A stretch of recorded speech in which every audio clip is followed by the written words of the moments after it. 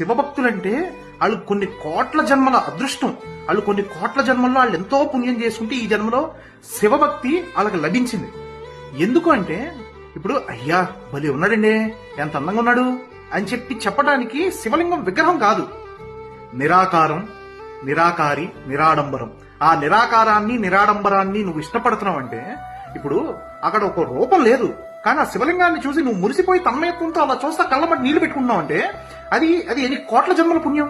నీకు ఆ కనెక్షన్ ఎలా లభిస్తుంది? మామూలు జనాలకు అర్థం కాదు. ఏముంది శివలింగమే కదా అనుకుంటారు, కానీ ఆ శివలింగం అంటే నీకు ఒక విశ్వం, అందులో ఒక విశ్వం దాగుందని కేవలం ఒక శివభక్తుడికి అర్థమవుతుంది. దానికి కనెక్ట్ అవుతాం. ఎందుకంటే శివుడు మెటీరియలిస్టిక్ థింగ్స్ కి పెద్ద ఇంపార్టెన్స్ ఇవ్వడు. ఆయన మెటీరియలిస్టిక్ థింగ్స్ ఇవ్వగలడు, కానీ ఆయన మెటీరియలిస్టిక్ థింగ్స్ కి ఇంపార్టెన్స్ ఇవ్వడు. ఆయన ఏం ధరిస్తాడు?